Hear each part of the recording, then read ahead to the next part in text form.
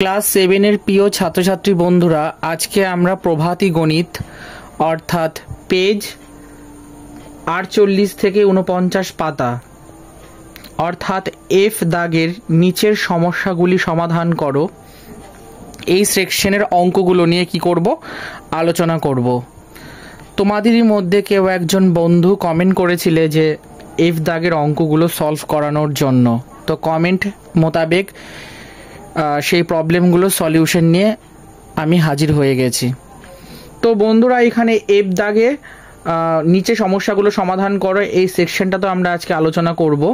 এটা হচ্ছে ভগ্নাংশের বর্গমূল, ঠিক আছে, ওই চ্যাপ্টারেরই এফ দাগের, ঠিক আছে। এটা অনুশীলনী 5 প্রভাতী গণিত বইয়ের।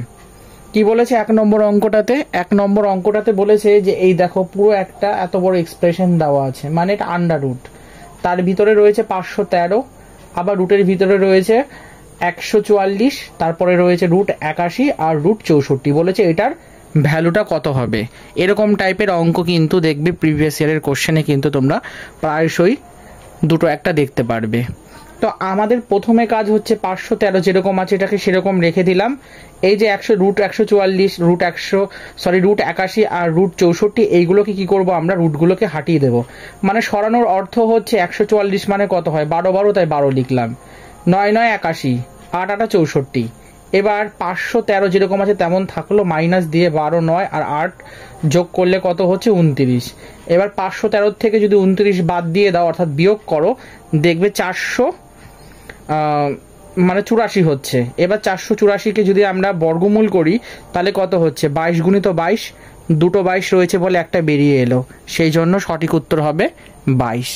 আশা করি বুঝতে পেরেছ। চলো 2 নম্বর প্রশ্নটির সমাধান দেখে নিই। 2 নম্বরে কি বলেছে বন্ধুরা, আন্ডার রুটের ভিতরে রয়েছে 10 প্লাস তার ভিতরে আবার রুট 27 প্লাস তার ভিতরে রয়েছে 65 প্লাস তার ভিতরে রয়েছে 256। এবার বলেছে এটার ভ্যালুটা কত হবে। তো প্রথমে আমাদের যেটা কাজ সেটা হচ্ছে রুটের ভিতরে মানে এটার বলার অর্থ হচ্ছে প্রথমে এই রুট, তারপরে এই রুট, তারপরে এই রুট, ফাইনালি লাস্টে যে রুটটা তার আমরা কাজগুলোকে করব।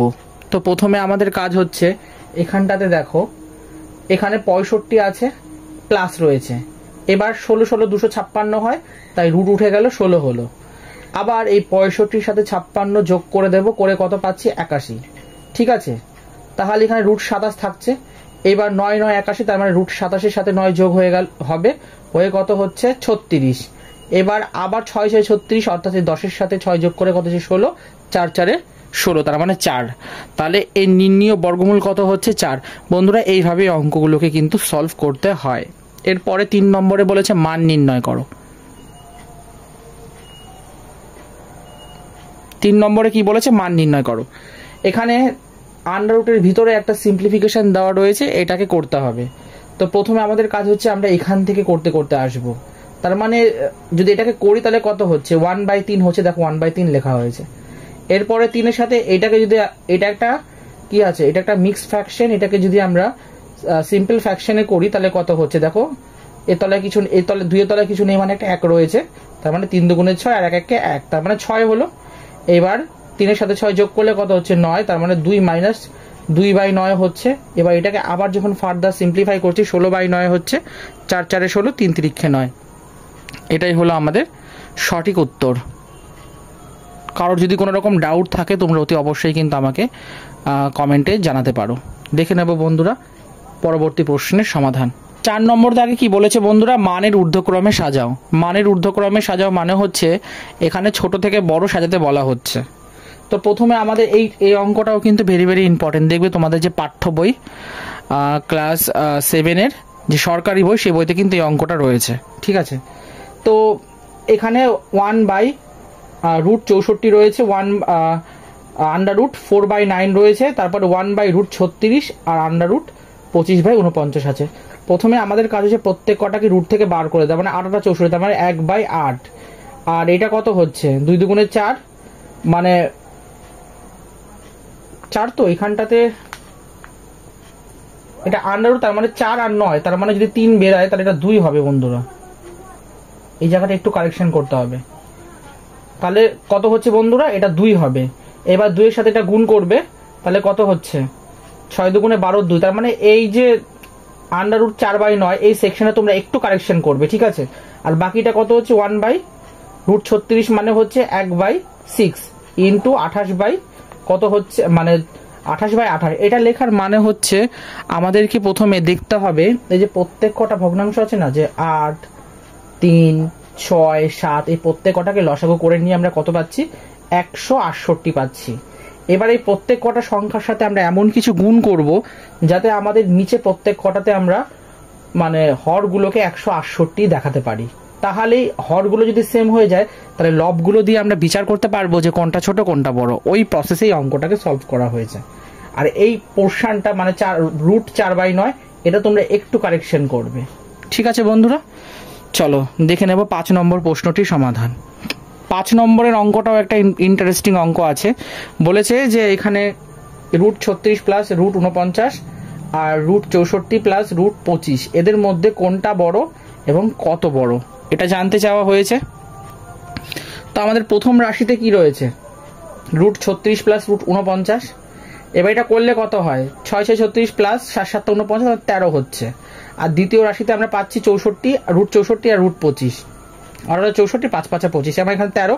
তার মানে এখান থেকে যেটা বোঝা যাচ্ছে সেটা হলো উভয় রাশির মানই কিন্তু 13। মানে উভয় রাশির অর্থ হচ্ছে প্রথম রাশি আর দ্বিতীয় রাশি দুটোর ক্ষেত্রে কিন্তু সেম ভ্যালু বেরিয়েছে, অর্থাৎ 13 হয়েছে। তার মানে রাশি দুটি সমান, তার মানে কোনোটি বড় নয়, মানে ইকুয়াল। ঠিক আছে বন্ধুরা, চলো 6 নম্বর প্রশ্নটির সমাধান দেখে নেব।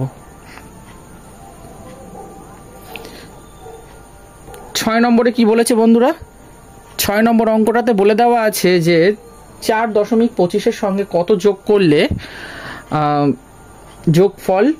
যোগফলের বর্গমূল 3 হবে। তো শর্তানুযায়ী আমরা এখানে √ কত 4.25 প্লাস এক্স ইকুয়াল টু 3 লিখবো। কেন বলেছে এতর সঙ্গে কত যোগ করলে যোগফলের বর্গমূল, তার মানে এই দুটো যোগফলের বর্গমূলই তো রুট, সেটা কত হচ্ছে 3 মানে সমান। এবার এখান থেকে যখন আমরা এক্স ক্যালকুলেট করছি তখন আমরা কত পাচ্ছি বন্ধুরা, তখন আমরা পাচ্ছি এক্স ইকুয়াল টু 4.75। তার মানে 4.25 এর সাথে যদি আমরা 4.75 যদি আমরা যোগ করি তাহলে দেখবে সেই যোগফলটার যে বর্গমূল সেটা কিন্তু 3 হচ্ছে। আশা করি বুঝতে পেরেছো। অঙ্কটাতে বলেছে কোন ভগ্নাংশকে সেই ভগ্নাংশ দিয়ে গুণ করলে গুণফল এই ফ্র্যাকশনটা হবে। তো ধরে নিচ্ছি ভগ্নাংশটা হলো এক্স, শর্তানুযায়ী এক্স এর সাথে এক্স গুণ করলে আমরা এই ফ্র্যাকশনটা পাচ্ছি, তার মানে এক্স স্কোয়ার ইকুয়াল টু এটা হবে। এবার এক্স যদি বার করতে চাই, যদি দুপাশে রুট লাগিয়ে দিই তাহলে এইটাও একবার রুটে পাচ্ছে, হরকেও পাচ্ছে, লবকেও পাচ্ছে, হরকেও পাচ্ছে, তাই করলাম। এবার 3721-কে যদি আমরা 61 গুণ করি তাহলে এটা পাচ্ছি, তার মানে 61 বেরোবে। আর এখানে হচ্ছে 6561-কে আমরা যদি 81 গুণ করি তাহলে 81 বেরোচ্ছে। তাহলে এখানে কি হলো বন্ধুরা, তার মানে এখানটাতে কোন ভগ্নাংশ সেই ভগ্নাংশ দিয়ে গুণ করলে গুণফল এত হবে। তার মানে এই 61/81-কে যদি 61/81 দিয়ে গুণ করি তাহলে কিন্তু আমরা এই ফ্র্যাকশনটাকে পাবো। আশা করি বুঝতে পেরেছো। চলো দেখে নেব 8 নম্বর প্রশ্নটির সমাধান। 8 নম্বর অঙ্কটাতে কি বলেছে, দুটি ধনাত্মক সংখ্যার একটি অপরটির 5 গুণ। তাহলে সংখ্যা দুটির গুণফল যদি এই ফ্র্যাকশনটা হয় তাহলে সংখ্যাটি দুটি কি কি। ধরে নিচ্ছি একটি সংখ্যা যদি এক্স হয় তাহলে প্রশ্ন অনুযায়ী অপর সংখ্যাটা কত হবে, নিশ্চয়ই 5x হবে। এবার এই ফ্র্যাকশনটা, এইটা তো একটা মিশ্র ভগ্নাংশ রয়েছে, এটাকে কি করতে হবে, এটাকে প্রথমে অপ্রকৃত ভগ্নাংশতে কনভার্ট করে নিচ্ছি। হলো 441/125 হলো। এবার বলেছে না যে দুটি ধনাত্মক সংখ্যা একটি অপরটির 5 গুণ, তার মানে এক্স এর সাথে 5x গুণ হলে তবে তো আমরা 441/125 বলতে পারি। তাহলে এখানে কত হচ্ছে 5x স্কোয়ার ইকুয়াল টু 441/125 হচ্ছে। ঠিক, এর পরের পার্টটা দেখো। এরপরে কি হচ্ছে বন্ধুরা, এক্স স্কোয়ার ইকুয়াল টু, এবার এই 441 এখানে 125 গুণিত 5 হবে। কেন, কারণ এখানে 5টা গুণ আছে, পাশে গিয়ে ভাগ হয়ে গেল। এবার গুণ করলে 441/625 হচ্ছে। এবার যদি দুপাশে রুট লাগিয়ে দিই তাহলে লবকেও পাচ্ছে, হরকেও পাচ্ছে, তার মানে 21 21 441, তাই একটা বেরোলো। আর 625 25 25 গুণ করলে 625, তাই একটা বেরোলো। তার মানে একটা সংখ্যা যদি 21/25 হয়, তাহলে অপর সংখ্যাটা কত হচ্ছে? 5-এর সাথে। কেন কি 5-এর সাথে হবে কেন? কারণ 5x করেছিলাম আমরা, 5x করেছিলাম, তাই 5-এর সাথে কি করব? এই 21/25টা গুণ করব, করলে কত হচ্ছে? 21/5। এটাই হলো আমাদের নির্ণীয় সংখ্যা দুটো। আশা করি বুঝতে পেরেছ। দেখো, কারোর যদি কোনো রকম প্রশ্ন থাকে তাহলে অতি অবশ্যই কিন্তু তোমরা আমাকে কমেন্টে জানাতে পারো। দুটি ধনাত্মক সংখ্যার একটি অপরটির অর্ধেক, সংখ্যা দুটির গুণফল এত হলে সংখ্যা দুটি কি কি? ওই আগের অঙ্কটার মতনই ধরে নিচ্ছি একটি সংখ্যা x, তাহলে অপর সংখ্যাটি x/2, অর্ধেক বলেছে তাই x/2 হলো, মানে x এর সাথে হাফ গুণ হলো। শর্তানুযায়ী x × x/2 = 49/8 হবে। কেন কি 6 8 48 আর 1 49, তার মানে 49/8 হলো। মিশ্র ভগ্নাংশটাকে অপ্রকৃত ভগ্নাংশে কনভার্ট করা হলো। এরপর দেখো x²/2 = 49/8 হলো। এবার x² এটা তো ভাগ আছে, পাশে গিয়ে কি হবে? গুণ হবে। তাই 49/8 × 2 হলো। কাটাকাটি করলে কত হচ্ছে? 49/4 হচ্ছে। এইটুকুনি বুঝতে পেরেছো? এরপরে দেখো x যদি রুট চাপিয়ে দিই দুপাশে, তাহলে 49/4 হচ্ছে, তার মানে 7/2। তাহলে একটা সংখ্যা যদি 7/2 হয়, তাহলে অপর সংখ্যাটা কত হচ্ছে? 7/2/2 হচ্ছে, ইকুয়াল টু কত হচ্ছে? 7/4। এটাই হলো আমাদের নির্ণীয় সংখ্যা দুটো। আশা করি কারোর কোনো প্রশ্ন নেই। চলো দেখে নেব 10 নম্বর প্রশ্নটির সমাধান। 10 নম্বর কোশ্চেনটাতে কি বলেছে বন্ধুরা? 10 নম্বরে বলেছে যে এই ভগ্নাংশটার বর্গমূলকে কত দিয়ে গুণ করলে গুণফল 3 হবে। মানে এই অঙ্কটা আমরা এরকম টাইপের একটা অঙ্ক কিন্তু আগেও দেখলাম। তার মানে প্রথমে এটাকে একটা কাজ করি, বর্গমূল করে দেখি কত হচ্ছে। 17/19 ধরে নিচ্ছি। 17/19কে x দিয়ে গুণ করলে গুণফল 3 হবে। তার মানে 17/19 × x হচ্ছে ইকুয়াল টু 3, কারণ এই 3টা মানে এই 17/19 × x কিন্তু কার সমান? 3 এর সমান। এবার x = 3 × 19/17 হচ্ছে, তাহলে x = 57/17। এই 57/17ই কিন্তু আমাদের সেই নির্ণীয় মানে সংখ্যাটা, যাকে এটার সাথে গুণ করলে আমরা গুণফলটা 3 পাবো। ঠিক আছে বন্ধুরা, চলো 11 নম্বর প্রশ্নটির সমাধান দেখে নেব। √18 এর 2 দশমিক স্থান পর্যন্ত আসন্ন মান নির্ণয় করো। এই আসন্ন মানের বর্গ 18 থেকে কত কম বা বেশি? প্রথমে আমি ভাবলাম যে এইভাবে করব, কিন্তু দেখলাম যে না, এইভাবে করলে আমার অঙ্কটা কমপ্লিকেটেড হয়ে যাচ্ছে। তাই আমি কি করেছি, এইটাকে প্রথমে √18 যে ভ্যালুটা অ্যাপ্রক্সিমেশন সেটা বার করলাম। 4.24 মানে হচ্ছে 2 দশমিক স্থান পর্যন্ত হলো পয়েন্টের পর 2 ঘর। এবার এই 4.24টাকে কি করব? স্কয়ার করব, বর্গ করব। ঠিক আছে, কেন বর্গ করব? এখানে বলেছে √18 এর 2 দশমিক স্থান পর্যন্ত আসন্ন মান নির্ণয় করো। আমাদের এই ফার্স্ট পার্টে কাজ শেষ হয়ে গেল। বলেছে এই আসন্ন মানের বর্গ 18 থেকে কত কম বা বেশি। তার মানে যে আসন্ন মানটা পাবো সেই আসন্ন মানটাকে আবার বর্গ করতে বলছে। তাই বর্গ করলে কত পাচ্ছি? 17.9976। ঠিক আছে, এবার এই 17.9976টাকে যদি 18 থেকে বাদ দিই, তাহলে আমরা কত পাচ্ছি? 0.0224। তার মানে এটা কম না বেশি? ডেফিনেটলি এটা কম। তাহলে এখানে বলেছেন লাস্টে কত কম বা বেশি, তার মানে এত কম। আশা করি বোঝাতে পেরেছি। এইবার দেখে নেব 12 নম্বর প্রশ্নটির সমাধান। 12 নম্বরে কি বলেছে? প্রণবদের বাড়ির আয়তকার জমির দৈর্ঘ্য প্রস্থের 1.5 গুণ। জমিটির ক্ষেত্রফল যদি 937.5 বর্গ মিটার হয়, তাহলে জমিটির পরিসীমা কত? ধরে নিচ্ছি জমিটির প্রস্থ হচ্ছে x মিটার, দৈর্ঘ্য কত হচ্ছে? 1.5x মিটার হবে। এবার ক্ষেত্রফলের ফর্মুলা কি জানি? দৈর্ঘ্য গুণিত প্রস্থ। এবার এখানে ক্ষেত্রফলের যে ফর্মুলা দৈর্ঘ্য গুণিত প্রস্থ, সেটা কত হচ্ছে? একটা দৈর্ঘ্য হচ্ছে 1.5x, তাই 1.5x গুণিত প্রস্থ কত? x ইকুয়াল টু ক্ষেত্রফলটা যেহেতু বলে দেওয়া আছে, তাই ইকুয়াল টু 937.5 লিখে দিলাম। এইবার এটাকে আমরা কি করছি? ইকুয়েট করছি। জাস্ট ইকুয়েট করে কত পাচ্ছি আমরা? x এর ভ্যালুটা 25। তাহলে প্রস্থ যদি 25 মিটার হয়, তাহলে দৈর্ঘ্য কত হবে? তার মানে 1.5 এর সাথে যদি আমরা 25 গুণ করি, তাহলে 37.5 মিটার হচ্ছে। ঠিক, এবার আমাদের লাস্টে বার করতে দিয়েছে যে পরিসীমাটাও বলো কত হবে সাথে। তাহলে পরিসীমার ফর্মুলা কি? 2 গুণিত দৈর্ঘ্য যোগ প্রস্থ, 2 গুণিত এখানে দৈর্ঘ্য কত পেলাম আমরা 37.5 আর প্রস্থ কত পেয়েছি 25। এবার এটাকে যখন আমরা যোগ করছি তাহলে 62.5 হচ্ছে, এবার 2 দিয়ে গুণ করে দিই তাহলে কত হচ্ছে 125 মিটার। এটাই হচ্ছে আমাদের নির্ণীত, অর্থাৎ জমিটির পরিসীমা হচ্ছে 125 মিটার। আশা করি বুঝতে পেরেছো, কারোর কোনো ডাউট নেই, থাকলে তোমরা অতি অবশ্যই আমাকে জানাবে। কারণ দেখো প্রথমে আমাদের কি বলেছে যে প্রণবদের বাড়ির আয়তকার জমির দৈর্ঘ্য প্রস্থের 1.5 গুণ, তার মানে দৈর্ঘ্যটা বলে দেওয়া আছে কত গুণ, বাট প্রস্থটা বলে দেওয়া নেই, ঠিক? তাই আমরা প্রথমে কাজ করছি জমিটার প্রস্থ ধরে নিচ্ছি এক্স মিটার, ঠিক? এবার দৈর্ঘ্য বলেছে প্রস্থের 5 গুণ, এবার প্রস্থ কত বলে দেওয়া আছে 1.5, এবার 1.5 সাথে এক্স মিটারটা তাহলে গুণ হলো। এবার আমাদের এখানে বলে দিচ্ছে জমিটির ক্ষেত্রফল যদি 937.5 বর্গ মিটার হয়, তাহলে ক্ষেত্রফলটা এখানে বলে দেওয়া আছে। এবার ক্ষেত্রফলের সূত্র দিয়ে আমরা এটাকে এক্স ইকুয়েট করব, অর্থাৎ প্রস্থটা জানবো। তো ক্ষেত্রফল ইকুয়াল টু কত হয় দৈর্ঘ্য গুণিত প্রস্থ, এটা আয়তকার জমির ক্ষেত্রফলের ফর্মুলা। এবার দৈর্ঘ্য কত বলে মানে কত পেয়েছি আমরা মানে বার করলাম 1.5x গুণিত আর প্রস্থ x ধরে নিয়েছিলাম, ইকুয়াল টু কার সমান? এটা 937.5 এর সমান। এবার এখান থেকে যখন আমরা x বার করছি কত পাচ্ছি 625, তাহলে x ইকুয়াল টু আমরা 25 পেলাম। এবার প্রস্থটা অর্থাৎ x তো বেরিয়ে গেল 25 মিটার, এবার আমাদের দৈর্ঘ্যটাও বার করতে হবে, যেহেতু 1.5x ছিল তাই 1.5 এর সাথে x অর্থাৎ 25টা গুণ করলাম, করে কত পাচ্ছি আমরা 37.5 মিটার। এবার আমাদের লাস্টে বলেছে তাহলে বলো জমিটার পরিসীমাটাও কত হবে?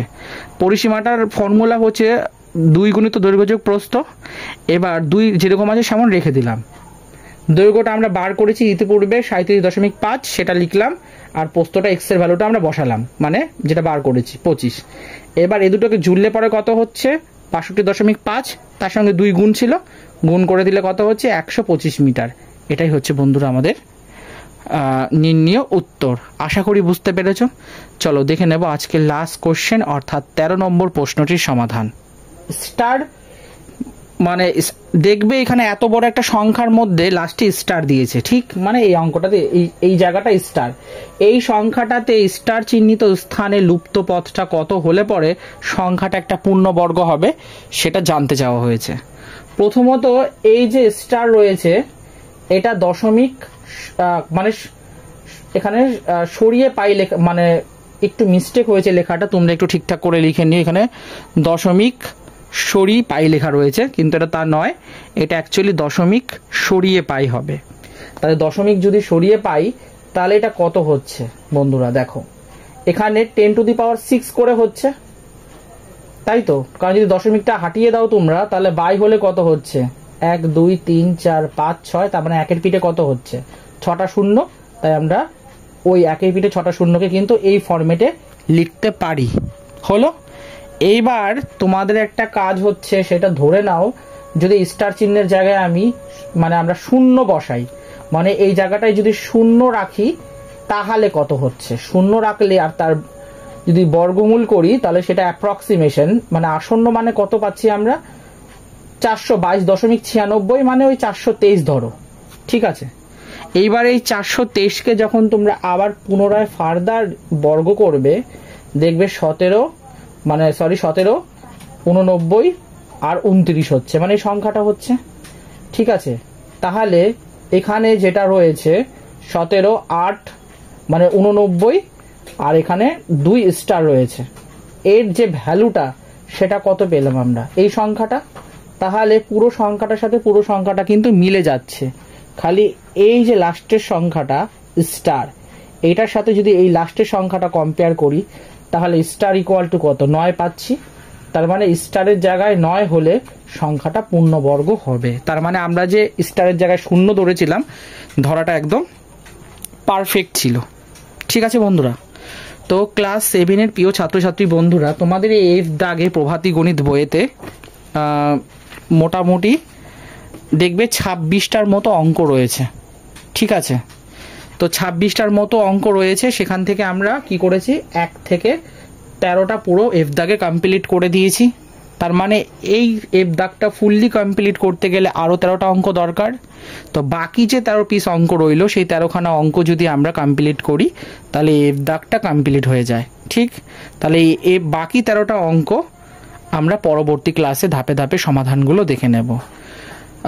প্রিয় ছাত্রছাত্রী বন্ধুরা, যদি আজকের এই সেশনটা ভালো লাগে এবং তোমাদের জন্য হেল্পফুল বা উপকার আর মনে হয় তাহলে তোমরা অতি অবশ্যই সেশনটাকে বেশি বেশি করে বন্ধুদের মধ্যে শেয়ার করে দাও, লাইক করো, কমেন্ট করো, এবং তোমাদের যদি কোনো রকম প্রশ্ন থাকে তাহলে তোমরা কিন্তু অতি অবশ্যই আমায় কমেন্টে জানাতে পারো।